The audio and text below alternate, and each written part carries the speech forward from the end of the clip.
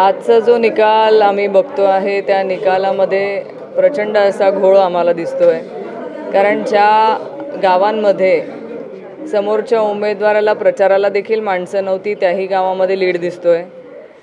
पण शेवटी निकाल आहे, जे काय झालेलं असेल त्याची तर आम्ही म्हणतेच की आम्ही चौकशी झालीच पाहिजे। कारण एवढ्या मतांनी ज्या उमेदवाराला मतं मिळत आहेत आणि त्याचबरोबर 2 दिवस आधी एक यादी सोशल मीडियावरती प्रसिद्ध करण्यात आली होती। त्याच यादीमधले आकडे आणि आत्ता निकालामध्ये आलेले आकडे हे समान आहे। असं कसं होऊ शकतं की 2 दिवस आधी आलेल्या यादीमधलेच आकडे आत्ताच्या निकालामध्ये जाहीररित्या तसेच आकडे येणं हे संशयाला जागा देतंय।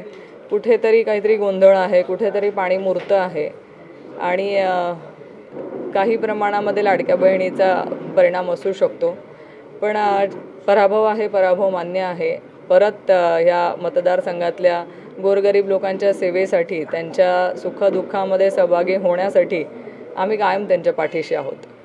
जिल्ह्यामध्ये महाविकास आघाडीने कुठेही खातं उघडलेलं नाही।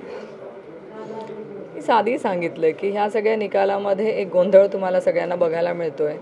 जसं माझ्या मतदारसंघामध्ये तुम्हाला दिसतंय की 2 दिवस आधी एक यादी बाहेर येतं, तीच यादीमधले आकडे आत्ता निकालामध्ये दिसत आहेत। जसं काही प्री प्लॅन्ड होतं की त्याच यादीमधले आकडे बाहेर येणार आहेत 2 दिवसानंतर। एवढं प्लॅनिंगने जर काम प्रत्येक मतदारसंघात केलं गेलेलं असेल तर नक्कीच कुठेतरी सगळ्या गोष्टींमध्ये हा संभ्रम आणि संशय याला सगळ्या ठिकाणी जागाच आहे। कारण अनेक मतदारसंघांमध्ये मिळालेली लीड ही आजपर्यंत कधीही न मिळालेली लीड आपण बघतोय। एवढं वन साईड वातावरण ज्या जळगाव जिल्ह्यामध्ये किंवा महाराष्ट्रामध्ये आज शेतकरी बांधवांच्या समस्या ऐकून घ्यायला सरकारकडे वेळ नव्हता। आज अनेक ठिकाणी आपण बघितलं की तरुणांना रोजगार नाही आहेत। आज महिला अत्याचाराच्या घटना वाढल्यात, असंतोष सरकारच्या विरोधामध्ये प्रचंड असताना जर असे निकाल येत असतील तर संशयाला प्रत्येक ठिकाणी जागाच आहे। या ठिकाणी काही महिला कार्यकर्त्यांचं भावनिक क्षण देखील पाहाव्यास मिळालेलं आहे। भावनिक असणं साहजिक आहे। त्यांनी त्यांच्या गावामध्ये जी मेहनत घेतलेली आहे त्या मेहनतीला त्यांना प्रतिसाद लोकांनी मिळाला आहे असं अपेक्षित असतं।